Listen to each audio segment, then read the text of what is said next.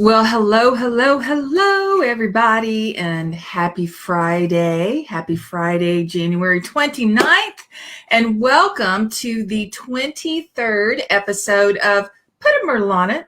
Put a Myrtle on It, the place to be for a little myrtle, a little prayer, and you know what's coming, a little song, just a little song.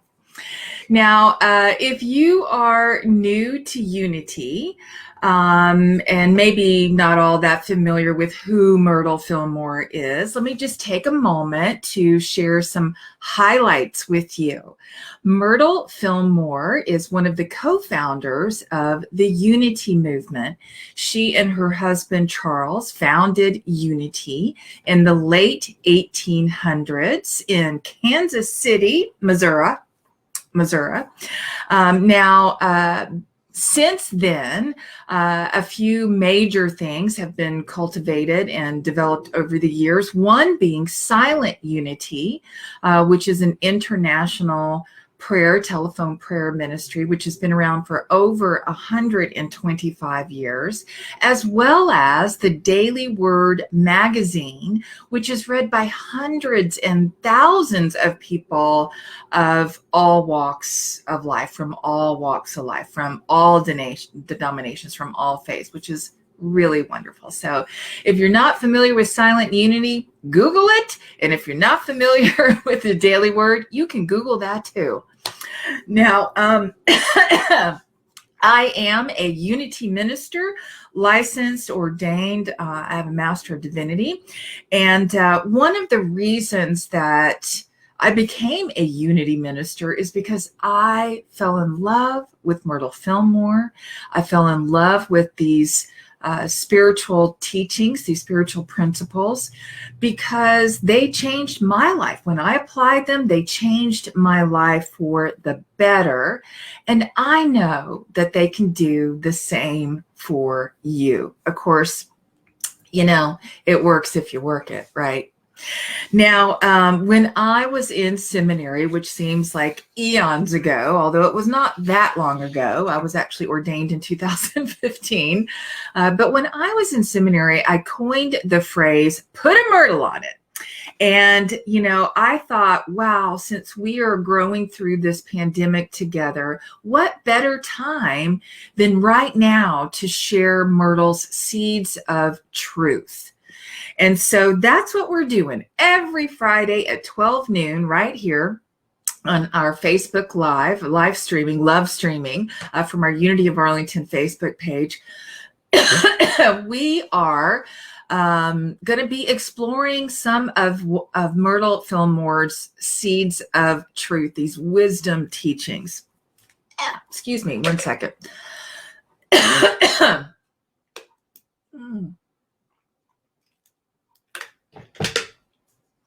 So much better.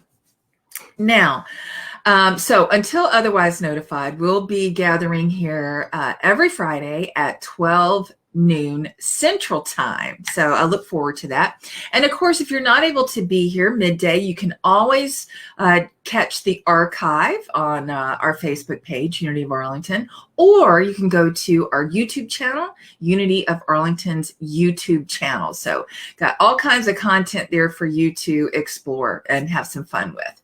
Now, I do want to tell you, I feel I must share this with you, that to put a myrtle on it is not like some kind of woo-woo magical thinking. It is not. Now, Unity is in New Thought, right? Some of our cousins are the Centers for Spiritual Living or Science and Mind. Unity is in New Thought, but we are not New Age, right? So there are no like magic wands to wave here.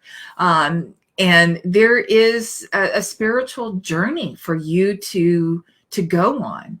And that is how your awakening happens. And so, again, it works if you work it. And I'm here to tell you that it does, right? Now, today, I am going to be sharing some excerpts from Myrtle's book, Healing Letters. And I just invite you, if you don't have this book, please order it and, put it on your bookshelf or maybe even your nightstand. Myrtle is such a beautiful writer, and this is a compilation of, some of the essays and letters that she had written over the years. And she just has such heart. This is why Myrtle is considered the heart of the movement, and Charles a much more heady, right? Maybe the head, the administrator, right, of the movement. So today I am going to be sharing from her chapter called Jesus Christ. And this starts on page 13. Now, I'm kind of chuckling because several of my colleagues, my Unity minister colleagues, and I have been in a conversation most recently about Jesus and how Jesus is seen and taught in the Unity movement. So that's why I'm chuckling a little bit, because, here's Myrtle's chapter on it. Literally wrote the book on it, literally wrote a chapter on it.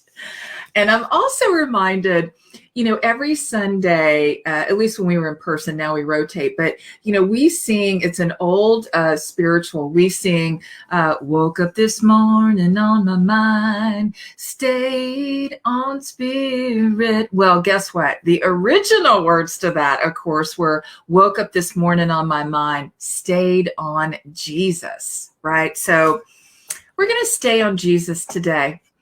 Alrighty, so if you have your book, you can read along with me. I'm going to skip around a little bit, but I'll tell you where I'm going. So we're starting on page 13. Here we go. First paragraph. Unity teachings are based on the Jesus Christ teachings, and we advise all people to hold firmly and steadfastly to the principles taught and demonstrated by this first Christian metaphysician.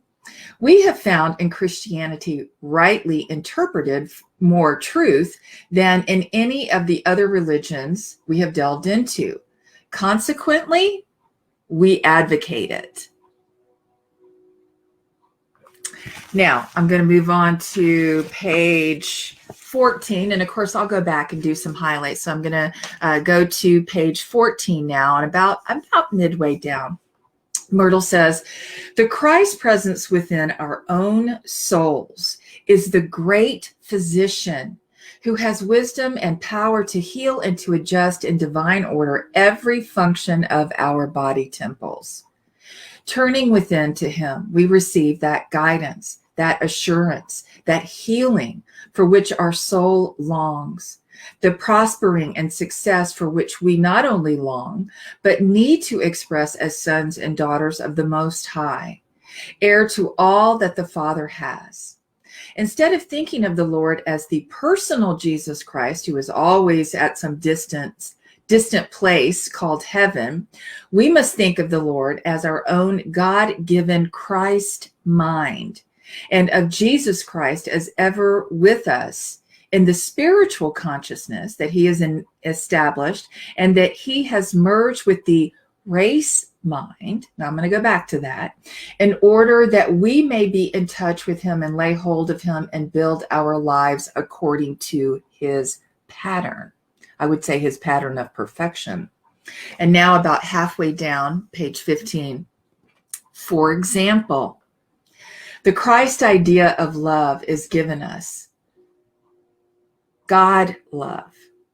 Love unifies us with God, our source, and we know that we are good and true and fearless from within because we let these God qualities well up from the center of our being. Love alone would not enable us to keep our balance. It would draw us here and there without regard to what we accomplished. Here is where we begin to see the difference between the man, Jesus Christ, as we know him, and the people who have fallen short of what we term goodness and real power. Jesus exercised all the God qualities we have yet been able to discern in a masterly way. God love was expressed by him, but it was supplemented and balanced by God wisdom, power, judgment, will, zeal, life, renunciation, strength, order, imagination, and faith. Love drew him to people, but good judgment held him to a course of action that resulted in success more far-reaching than any of us have ever realized. Okay, and now I'm going to finish up with just really the last sentence from this chapter. Hi, Linda. She says, we can quicken our own Christ mind by dwelling upon the truth that we are one with Jesus Christ and one with God, through the understanding that Jesus, the Christ, helps us to unfold. Now, I know that was a lot. So we're going to dig in here because, truthfully, honestly, these are some core metaphysics here, So I want to go back to the top of the chapter here, where she says that unity teachings are based on the Jesus Christ teachings. Now, we are followers of these teachings, not worshipers, right? Jesus, of course, Jesus wasn't really a Christian, but if he was, as she says here, the first Christian metaphysician, right? Jesus didn't ask us to worship him. He asked us to follow him, to follow his teachings, right? So I think that's a really, really important point to make. Then she says, the Christ presence within our own souls is the great physician, and she's got great and physician capitalized, who has wisdom and power to heal and to adjust in divine order every function of our body temples. And so this awareness of the Christ mind, the Christ presence, that is the place in which we find all healing, right? And then she goes on to say that she uses that term race mind. Now, last week I talked a little bit about that because if you're not familiar with this teaching, it would be very easy to misinterpret what the word race mind means there. And what she is referring to here is a collective consciousness, a mass consciousness, like the consciousness of the masses, right? And so I want to just follow up on this last teaching here, where she says, instead of thinking of the Lord as the personal Jesus Christ, who is away in some distant place called heaven, we must think of the Lord as our own God-given Christ mind, right? The mind of Christ, the mind of God, God mind, and of Jesus Christ as ever with us in spiritual consciousness that he has established and he has merged with the collective consciousness in order that we may be in touch with him. Okay, now coming into this teaching here that she says love unifies us with God. Now, love is a verb. And of course, love is another name for God, right? And then she goes on here. I don't know if you picked up on this, but she talks about how important it is to discern balance with these other God qualities that we all have. In fact, she's mentioning some of the 12 powers that Charles Fillmore went on to teach. She talks about wisdom and power and judgment and will and zeal and renunciation, which is another word for elimination. That's the power of release. She talks about strength and order and imagination and faith. And so, of course, these are all our own God qualities. This is a verb. Love is a verb. We are living as this active verb of love, right? In us and as us, which is why she goes on to say here, this is so important. She goes on to say that we can quicken our own Christ's mind by dwelling upon the truth that we are one with Jesus Christ and we are one with God. And of course, this is the teaching, right? This is the teaching of all teachings, that there is no separation, none whatsoever. In fact, this is why you hear me say there is only one thing that ever truly needs to be healed, and that is our sense of separation. Right now, keeping in mind that there is a difference between healing, spiritual healing, and curing, right? And maybe we'll delve into that at some point. But there is only one thing that ever truly needs to be healed, and that is our sense of separation, our sense of separation from ourselves, our sense of separation from each other, and from God, which is just not possible. We may feel disconnected at times, but we can never be separated from the source that created us. And so now we've had a little Myrtle here. And so we're going to move now into our time of prayer and meditation. And as we do this, I just want to remind you that the process here is that, we take the teaching, right? And we take that into practice.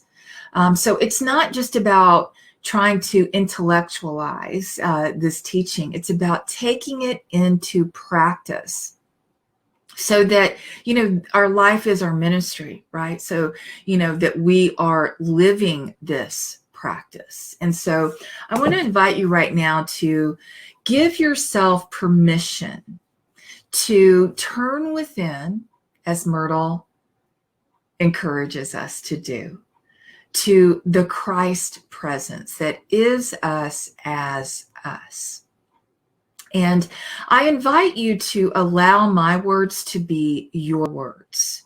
And there's a reason that I do this, because as we join together collectively in this guided meditation practice, I want you to be saying to yourself, I am. I'm not so much hearing me say you are. I want you to be in the practice of I am. And of course, we know how powerful that is, right? The words that follow I am are so powerful. And so let us begin by turning within. And so we quiet our minds. We allow ourselves to just become still. I become still and centered right here, right now, in this space and time, this sacred space. And I allow my thoughts, my words, my actions, my deeds to come into alignment with my true nature, with my God nature, right here, right now.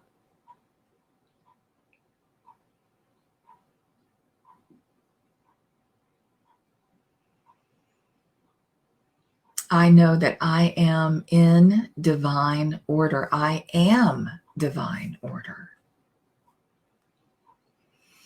And so I just take a scan of my body temple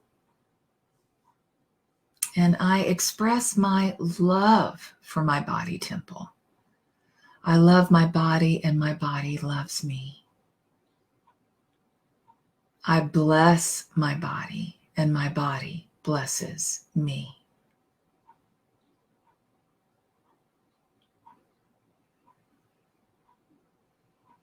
And so I bless my mind, I bless my brain, realizing that those are two completely different things. I bless my consciousness and my thinking and my thought forms and my thought processes. I bless my skin, my bone structure, my eyes, my nose, my lips, my dental cavity, my tongue. I bless my mouth, the words that I speak. I bless my ears and what I hear. I bless my throat chakra, affirming that I speak words of life.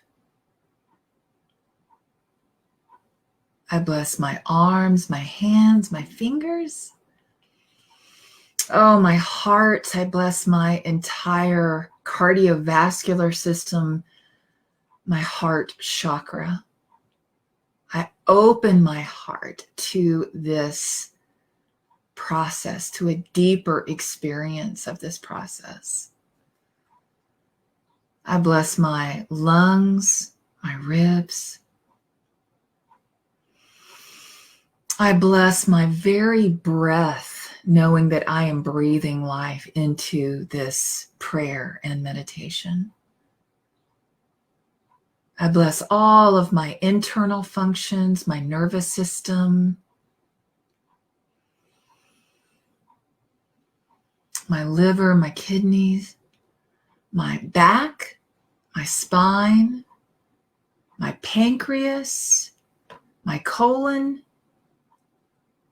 my pelvic region, my thighs, my knees. I'm so grateful for my knees, my calves, my ankles, my feet, and my toes. And so I just lift my toes, my feet off the ground as I am able. And I'm going to just circle them in one direction and now circle them in the opposite direction.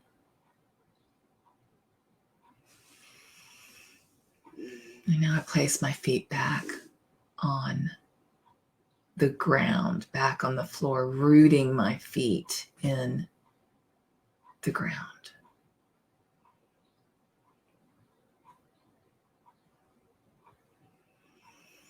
And so I now just, again, scan my body temple.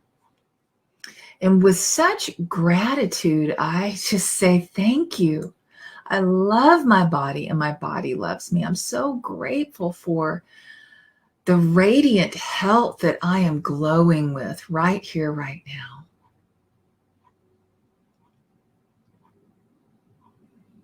And as I allow this, I also tune in for just a moment to any area of my body that is kind of trying to get my attention, that wants to send a message to me. Could be a certain area that has a tightness, or maybe there's just some clarity around a particular area that needs my attention.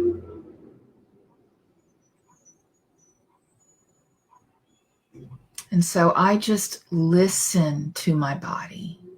I listen for any messages it wants me to hear.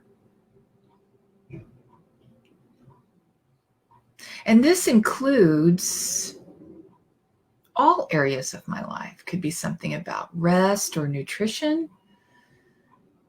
Maybe play. Maybe I need more play time. More meditation time. Could be something about practice. Could be something about generosity, sharing.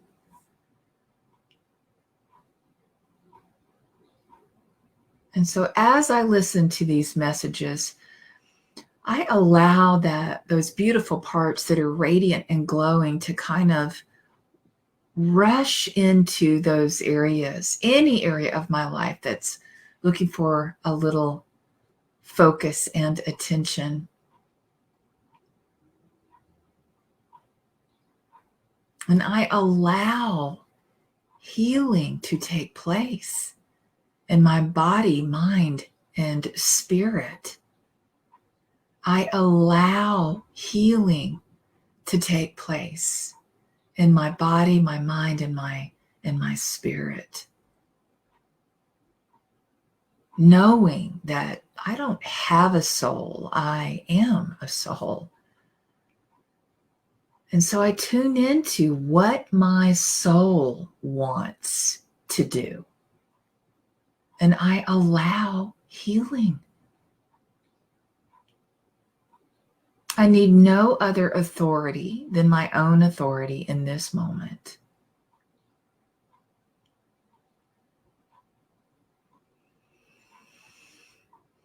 And so I take the power of this moment into the silence with me, where I expand my focus now into a deeper experience of God, right here, right now, in the silence, for just a moment.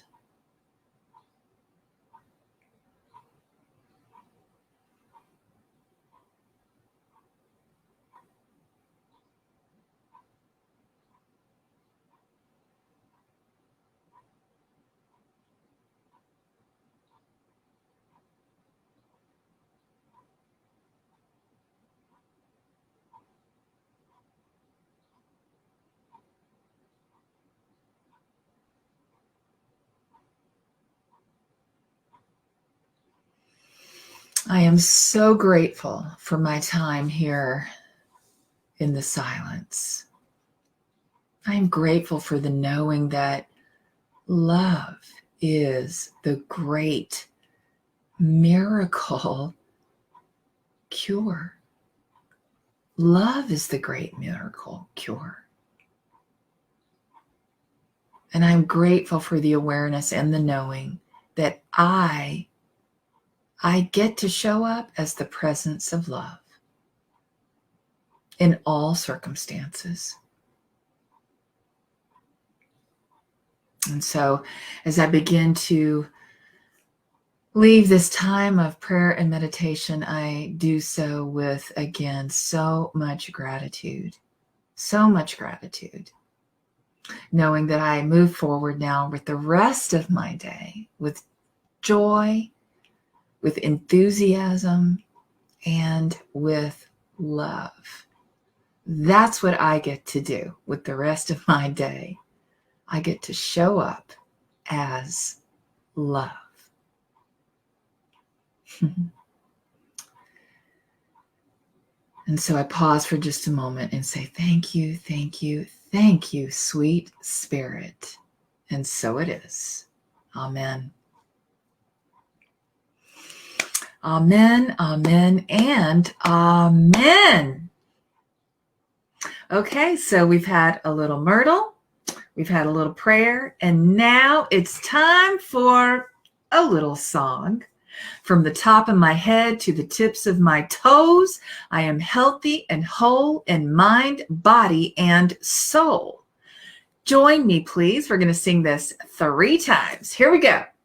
From the top of my head to the tips of my toes, I'm healthy and whole in mind, body, and soul. From the top of my head to the tips of my toes, I'm healthy and whole in mind, body, and soul. From the top of my head to the tips of my toes, I'm healthy and whole in mind, body, and soul. From the top of my head to the tips of my toes, I'm healthy and whole in mind, body, and soul. From the top of my head to the tips of my toes, I'm healthy and whole in mind, body, and soul. From the top of my head to the tips of my toes, I'm healthy and whole in mind, body, and soul.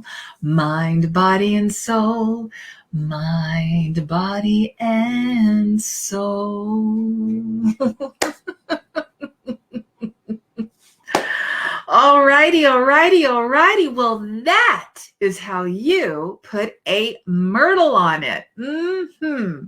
So I'm grateful that you were able to join us here today, either live stream, or you might be catching it in the archives, or you might be watching on our YouTube channel. Whenever you're watching this, I am so grateful that we get to come together right here, put a Myrtle on it, the place to be for a little Myrtle, a little prayer, and a little song.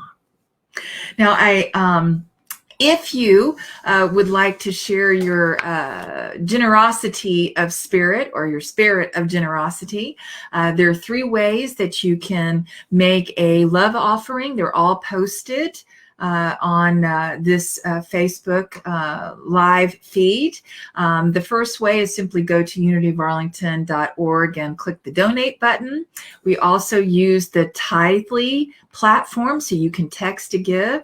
And of course, you can mail it in through the United States Post Office. We bless the USPS. Before we go, I also want to invite you to join us this Sunday. I'll be doing part 4 of my 5-part series, which is a back to basics of unity principle series called Unity in a Nutshell. Can you see that's Charles and Myrtle in the nutshell there? Unity in a Nutshell 2021. This Sunday, we're going to be talking about affirmative prayer in my talk titled Prayer on Demand, because anywhere, anytime, it is on demand. Trust me when I tell you, God is always ready. God is always ready. Okay, with that, I love you. I really do. Until next time, peace and blessings. Mwah.